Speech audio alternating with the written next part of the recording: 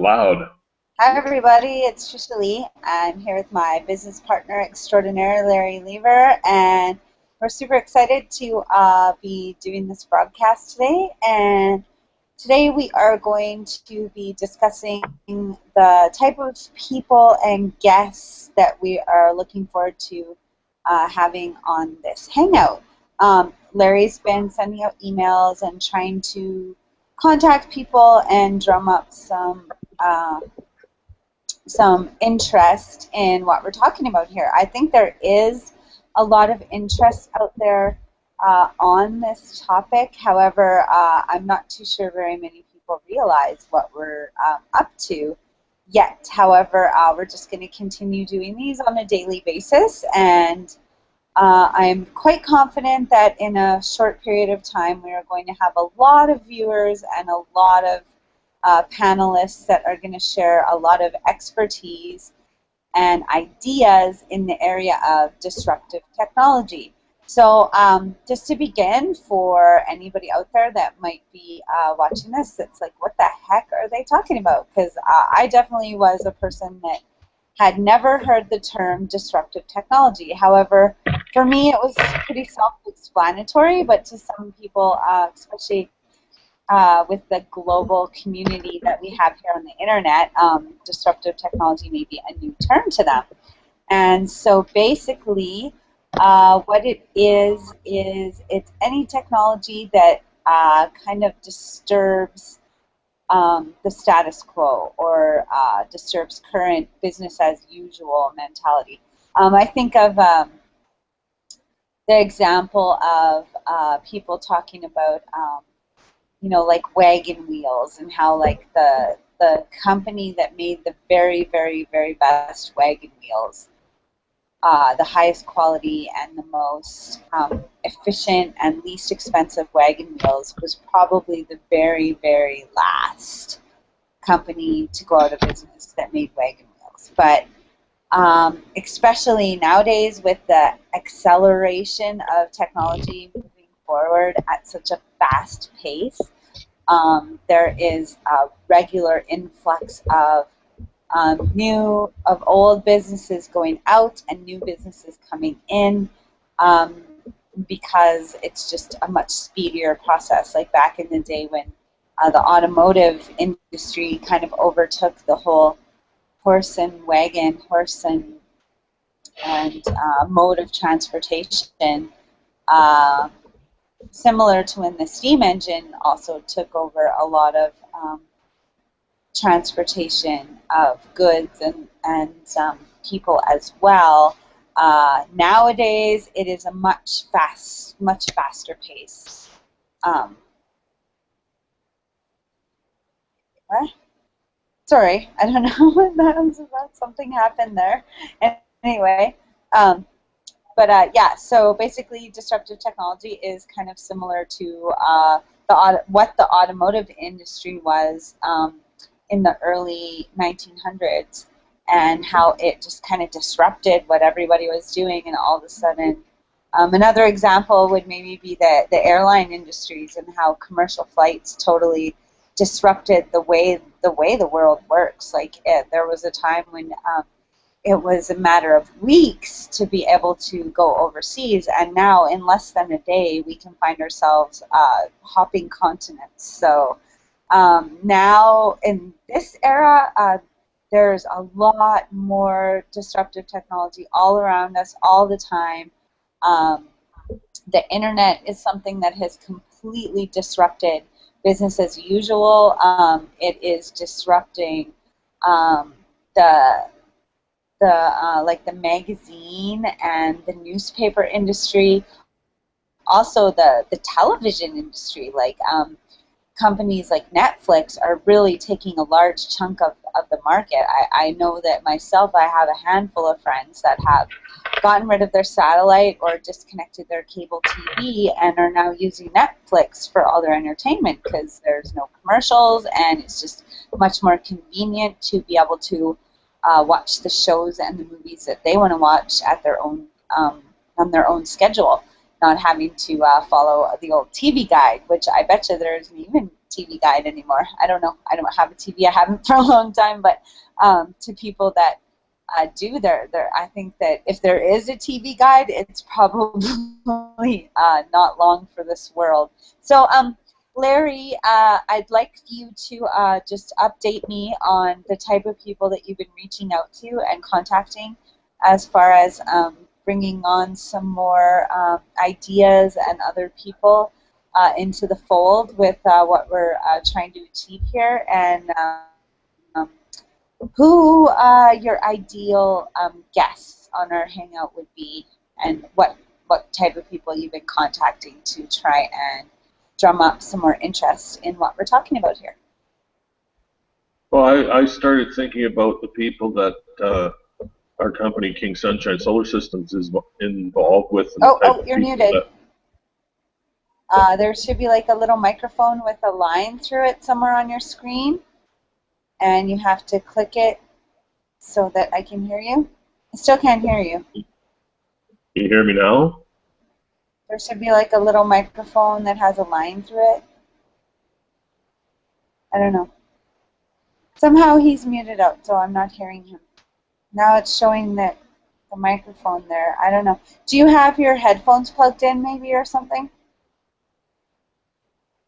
I don't know. I'm not hearing anything from you. It says... Huh? Well, you can hear me. That's awesome, but I can't hear you. Maybe just leave the hangout and then try coming back again. Okay. And I'll just talk some more. There you go. Okay, well, we'll wait for him to come back, and hopefully he has sound when he returns. I hope everybody can hear me, but I don't really have any way of knowing whether or not you can. And so I'm kind of new to this Hangout platform, but I really think it's cool. I have been a viewer of many, many, many Hangouts, so I understand that other people that have a lot more experience than me have technical difficulties, so I'm not too concerned about it. What we're talking about is what's important, not how the technology works. Can you try talking now, Larry? Can you hear me now? I still am not hearing you. You got to go into your audio settings and take a look. Because you're not muted. When I talked to you before, the little microphone came up that you were muted, and now it's not there, so it's something to do with your audio settings. Can you hear me now? So if you just want to take a look at your audio settings, and going off and coming back didn't make a difference, so I'm not sure what's going on there. But yeah, I think these Google Hangouts are a bit of a disruptive technology, and I really have to tell you that I've been waiting for these for like 30 years. I can remember being a little kid and watching the Jetsons and how they did the video phone, and now we can do that with Skype, and Google Hangouts is similar, but it's almost even better than what the Jetsons had, because I don't remember Jane and Elroy and them being able to talk to a whole bunch of their friends at the same time, which you can do here on the Google Hangouts. But they definitely had the video communication going, and so now that exists, and it's like, oh, when are our flying cars coming? That's going to be some awesome disruptive technology. I know that Google is working on. I still can't hear you, Larry. I know Google is working on. Nope, there's no sound. I can see your lips moving, but I don't hear anything. But Google is working on technology to have the cars that operate themselves, which is kind of a little different than what the Jetsons had in mind. The flying cars, I'm pretty sure George still had to steer it and stuff. But with this self-driving car, that is going to be a seriously disruptive technology too. My family business, my father's an entrepreneur, a self-proprietor, and he runs an automotive shop that does collision repair, and so I foresee that as being a bit of a dying business, especially with technology where computers will operate our cars. I don't think the computers are going to crash the way that us people do. So for a business like his, that technology where the computers are driving will be very disruptive, because I imagine that it will virtually eliminate automotive accidents and the need for such repairs to be done. I'm sure there'll still be mechanical repairs needing to be done, but as far as collision, I don't know that that industry will survive the Google car that drives itself. So, Larry, I don't really know what to tell you about the audio situation. Okay. Hello? Can you hear me? I can hear you, yeah. I can't hear anything from you. Okay, I'm going to try some other stuff. I see your lips moving, but I don't hear you. So whatever you changed on your computer, it's not working. So I don't know. I know that. Excuse me.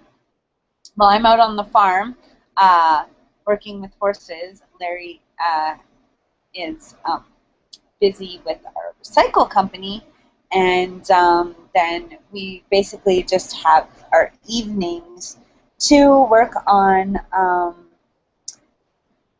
the internet stuff and our disruptive solar technology. So it's been a bit of a challenge, and it's been a little bit frustrating because of time constraints. The project has not moved forward as fast as we had hoped. However, we're very close to securing some outside funding in order to hopefully be able to outsource some of the duties. Specifically, we want to outsource the operation of our recycle company so that Larry can free up some time and be able to focus on our solar technology. There's a ton of work to be done when it comes to testing, and with the funding that we're looking to secure, we have further patenting to do, which was our topic yesterday that we were talking about patents. And that's going to be a big expense because we want to protect our technology in order to be able to maximize our profits from it. So we're looking at, we have North American patent pending, but we're looking at other countries around the world that will want to utilize our new technology. And so we want to have patents in place in those countries. And we also are needing to do something called a feasibility study. I'm not so sure that that's a necessity, but we've been told in order to access the government grants and the funding that is available through our Canadian federal government, that we need to have a feasibility study in place, which is basically where they take our equipment to a lab and they put it through its paces and they ensure that it is safe, and then they study the feasibility of the product, of whether it will be affordable and efficient and competitive in the marketplace, which we're super confident that it will be. And I think we even have investors that are quite confident that it will be. However, government is, they do things a little bit differently. They like a lot of paperwork, a lot of red tape, I's dotted, T's crossed. They want us to spend over $20,000 just to get an engineer to put his signature on a piece of paper that says that, yes, this technology is worth investing in. And so looking forward to getting the feasibility study done and being able to access some government funding. However, at the same time, I feel a little torn about it because I have talked to some engineers about our technology, and what I've noticed is that something about the engineering education that these people have gotten, something about it causes them, the way their brains work, I don't connect with it because I don't have any formal kind of education, and I really don't understand engineering. But what I've noticed is all the engineers that I've talked to about our technology, they tend to want to overcomplicate it, which I don't like. And they also want to make changes that would increase the cost, which I also don't like. I think that in business, the simplest and most affordable solution wins. If your average person doesn't understand what it does or how it works, the odds of them wanting to buy something, I think, go down exponentially. As well as the more you add to the cost of a product, the more expensive it is, the less likely the consumer is going to be interested in buying it. Because what we all want in this life is we want the simplest and most affordable solution. That's basically what the market is. It's that simple. It's so unbelievable that there aren't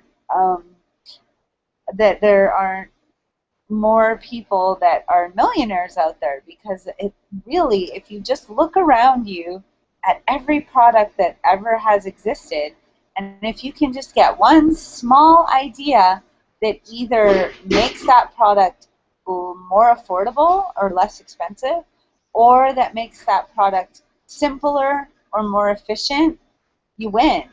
And there's so many ideas out there that have been super, super simple and extremely profitable. In fact, a lot of the more complicated ideas that you can find out in the marketplace are tend to be the ones that aren't successful. So it's just amazing that more people aren't coming up with these simple, inexpensive solutions. Hi, Larry. Can I hear you now? I don't know. It says my microphone's not working. I still can't hear you. Okay. So technical difficulties. I don't know. I don't know what to do to help you.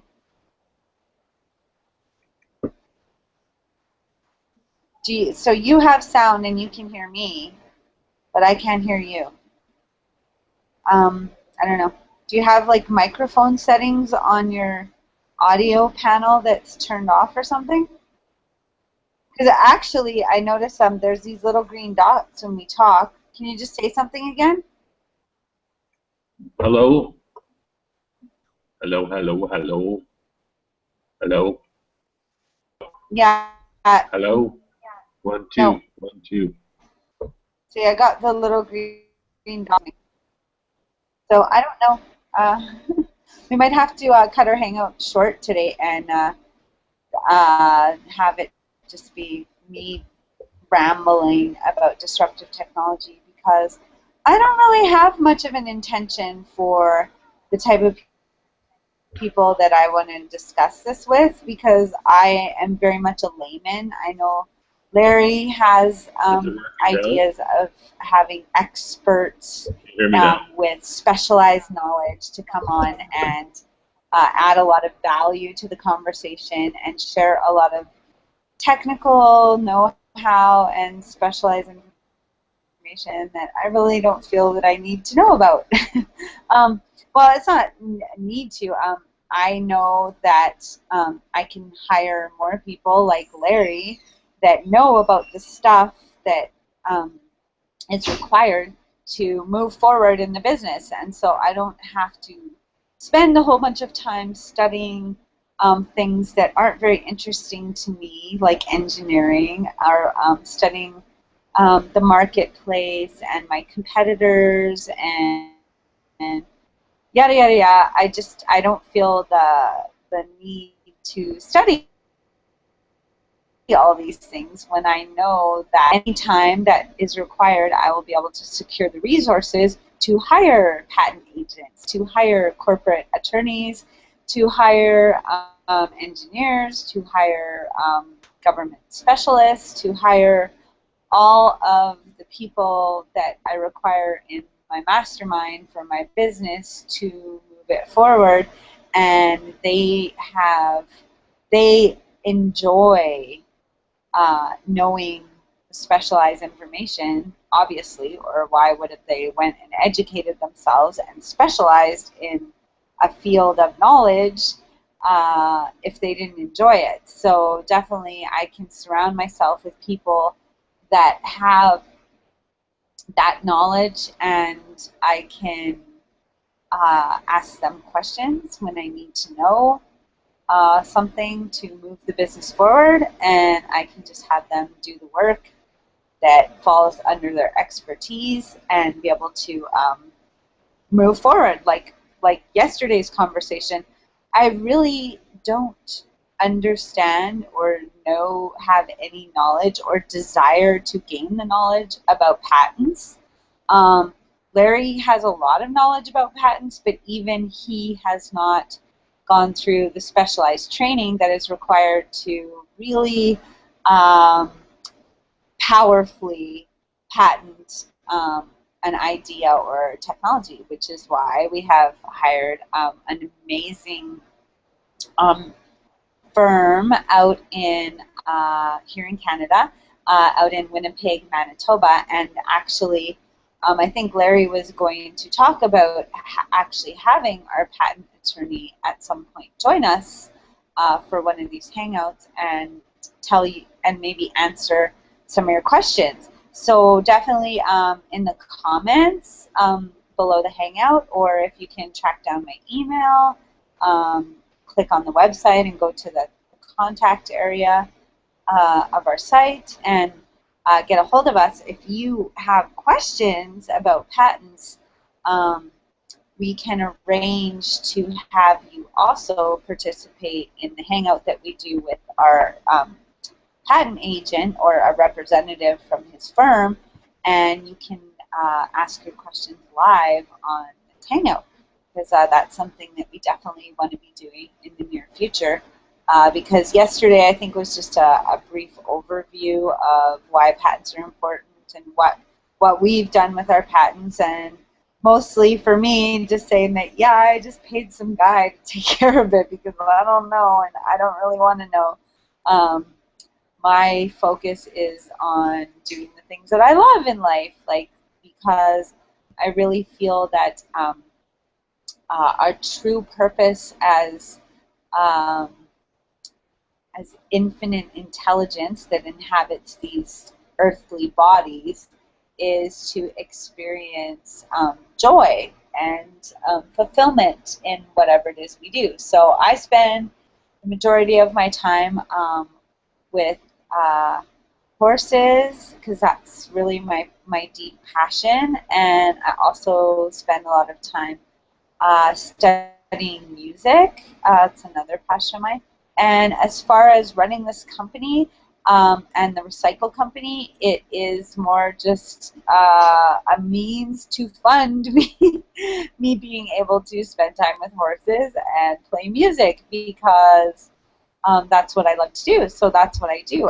I'm able to be an owner of a company and do the things I love and have other people do the day-to-day kind of tasks for operating the company. I do have some responsibilities within the company, but it doesn't take a lot of time, so I have a lot of free time to focus on the things that I love to do. And I think that's what everybody should be striving for in life, is to somehow create some kind of income, either by doing what you want to do or by having somebody else take care of business so that you can do what you want to do.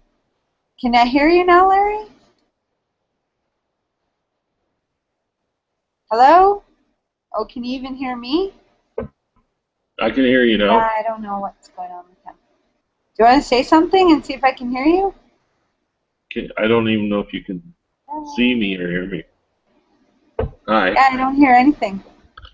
Okay, there's a chat thing here. So, yeah, I guess we'll maybe do a second session where Larry can talk about the mastermind that he wants to put together. Well, not so much mastermind that he wants. We kind of already have a bit of a mastermind set up for this technology, with including our patent agent, our corporate attorney, Janet can't remember what her title is, but she's a government grant specialist. She's going to be helping us apply for the government funding that's available. And yeah, for me, I'm not even too keen on participating in the hangouts that where Larry's going to invite these guests that talk about a whole bunch of technical jargon that I'm not likely to understand or be interested in. Because yeah, like my interests, I'm much more interested in big abstract ideas, like, you know, doing what you love and having and manifesting things, like the law of attraction and manifesting things. I'm very, very interested in helping people to maintain health or create health out of sickness, because I think I truly, truly, truly believe that our bodies are controlled by our minds. So if you are in suffering from any kind of illness or disease, it's from your mind. It's caused by your mind. It's the actual word dis-ease. It's because you are not at a state of ease in your mind that your body manifests symptoms that cause discomfort. Hello, Larry. Hi. Still can't hear you. Can't hear me still. Yep, I got nothing. So, as I was saying, yeah, the mind is the most powerful force on the planet, and it controls absolutely everything, whether you want to admit it or not. And I know a lot of people like to blame their circumstances. They like to blame let's see if that works. There's little camera icons on the, I don't know what that means. I don't know. Let's see, maybe I can mess around and help you out here. Your mic works on Skype. Well, that's nice. It's not working here. No, I don't want to do that. That's cool though. Yeah, there's all kinds of nifty features here, but I don't really know how they work. And I don't see anything specifically for audio. Yeah, I don't know how that's, I don't know. I have no idea how to help.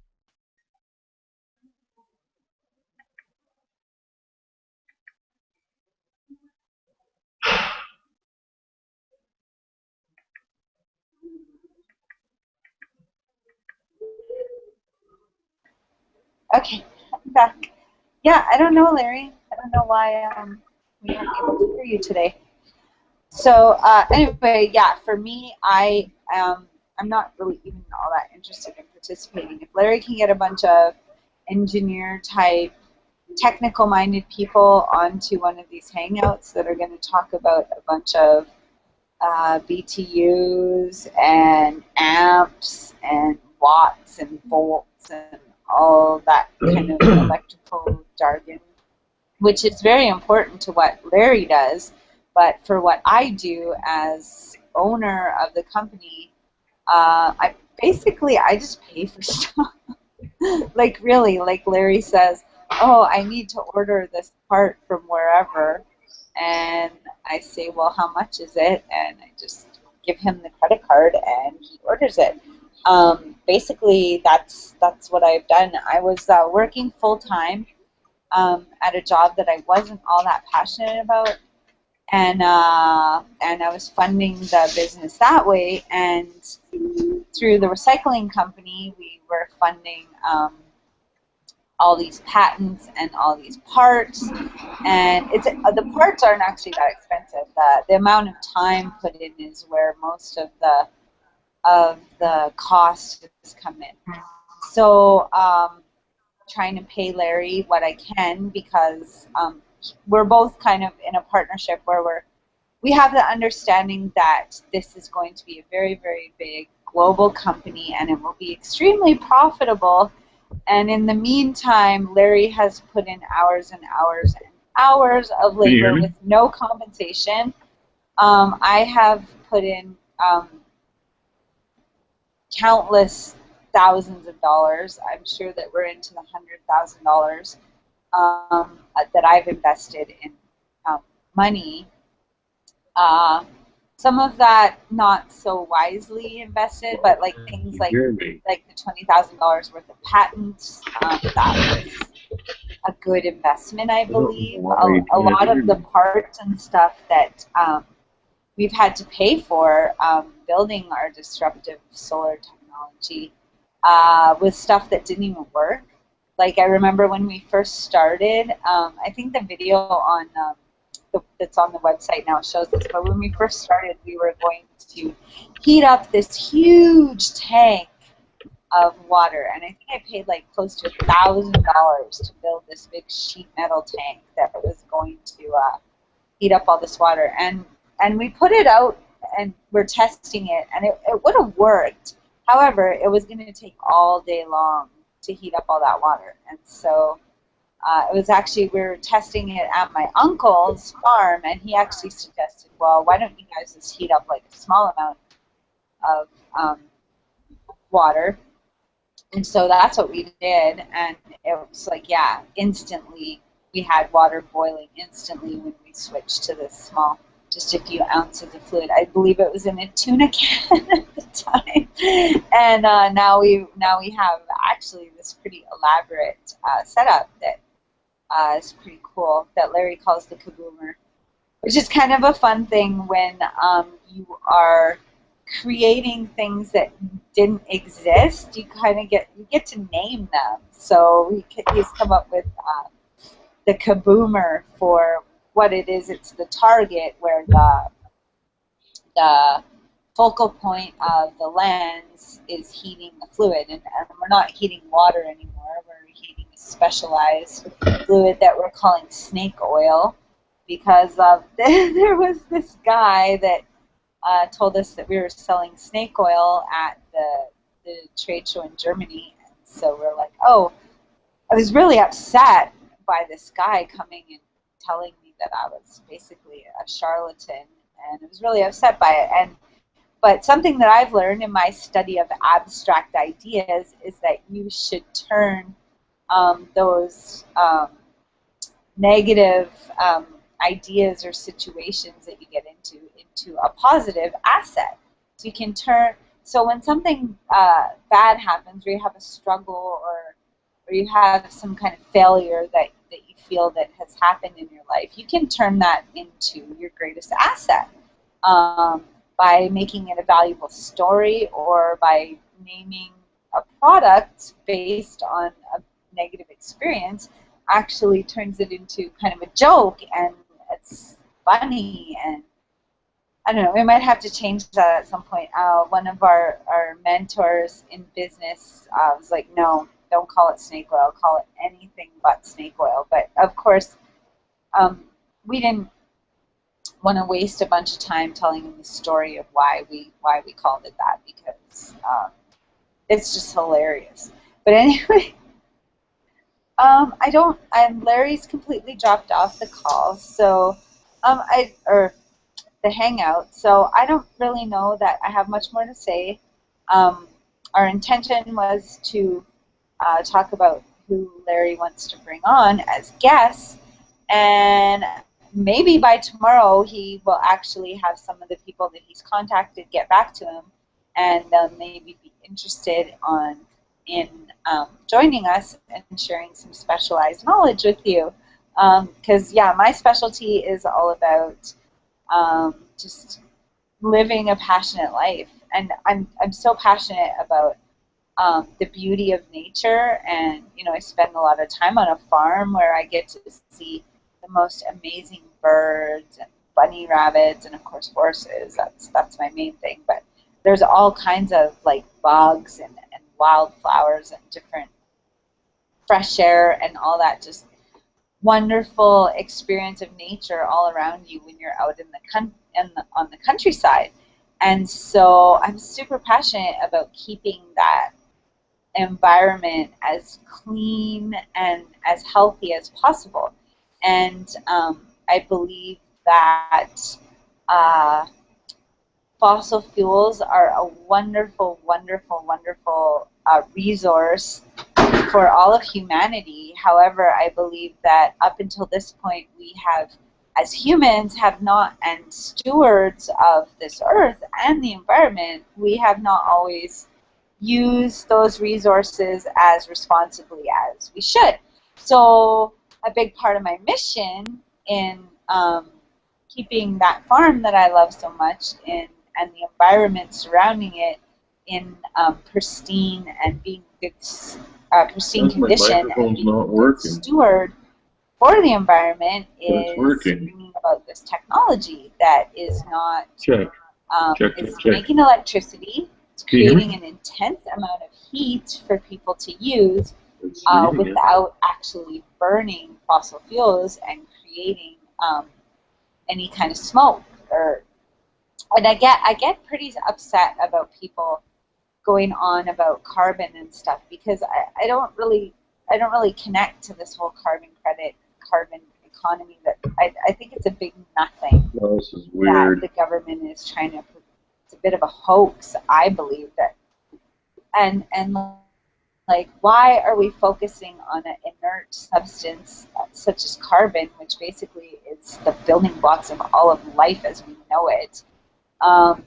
The focus should be on reducing pollution. Like, there's enough problems out there to be solved with, heavy metals in our water supply, toxins in the environment, smog and air quality, especially in places like China. There's enough problems like that. Why do we have to invent a problem with carbon?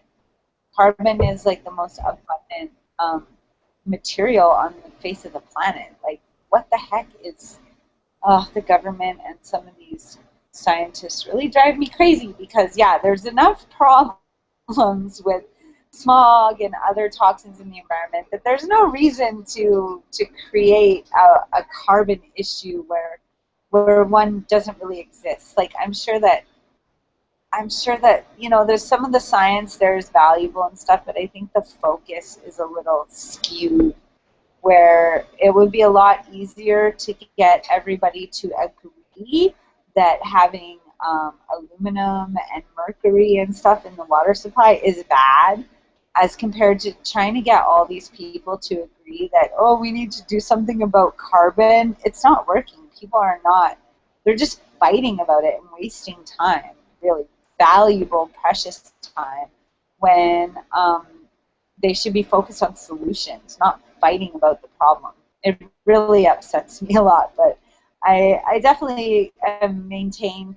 I've gone away from that, because I used to study the problem and try and figure out how to get people to stop fighting about it.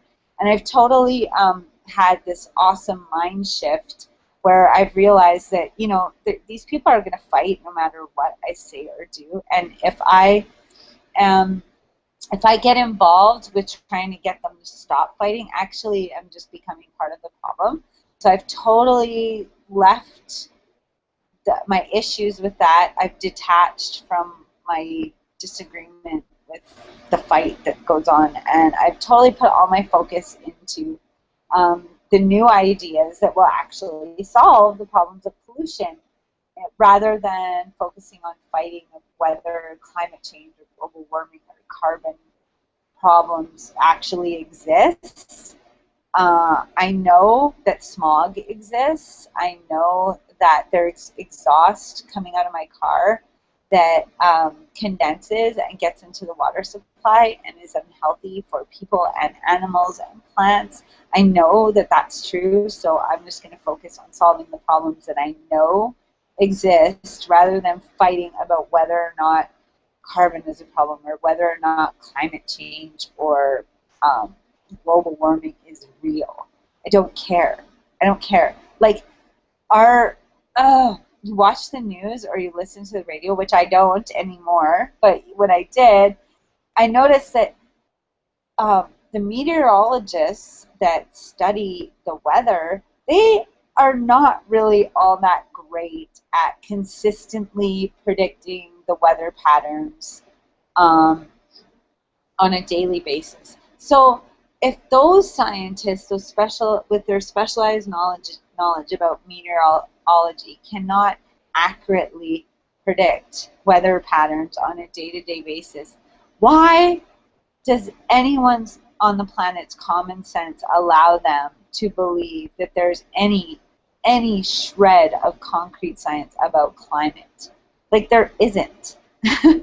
Like, really, there's theories and there's all kinds of information, but is any of it concrete? I kind of doubt it. Like, they're not concrete about what, how much it's going to rain or what the temperature is going to be tomorrow.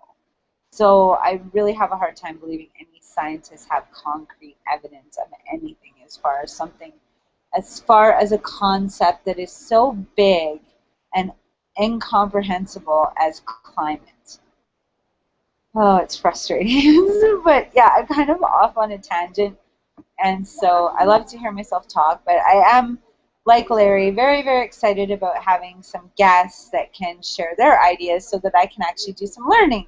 Because if you know me in social settings, and when I'm around new people or even people that I know really well, in those settings, I definitely tend to be kind of more of a wallflower because I want to be learning from what other people are saying. So in a situation like this, I love to hear myself talk, and I can listen to myself talk for hours and hours and hours. However, I am looking forward to having other people join us where I can listen and actually do some learning, because I find that when I'm talking, I'm not learning anything. I might be teaching some people some stuff, but I prefer to be learning than teaching. That's just my style of life. I'm always interested in new knowledge and just growing as a person.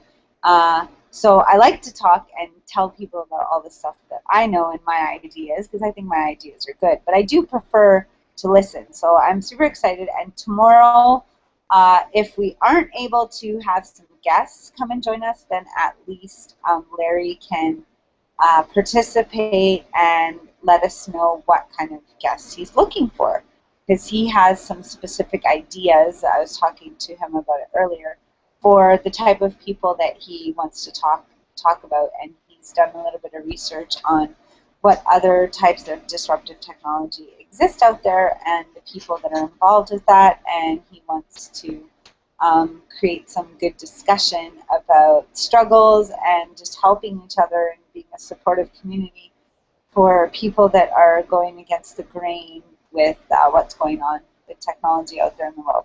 So thank you so much for watching, and have yourself a wonderful evening. And if I don't see you in the future, I will see you out in the pasture, because that is where I love to spend most of my time. So have a great night, everybody, and my apologies for technical difficulties and not being able to have Larry really bring the topic of what we're supposed to be talking about today into the existence. I guess it just wasn't meant to be. So I'm going to leave it at that. And thanks again for watching, and I hope you make it a great day. Bye, everybody.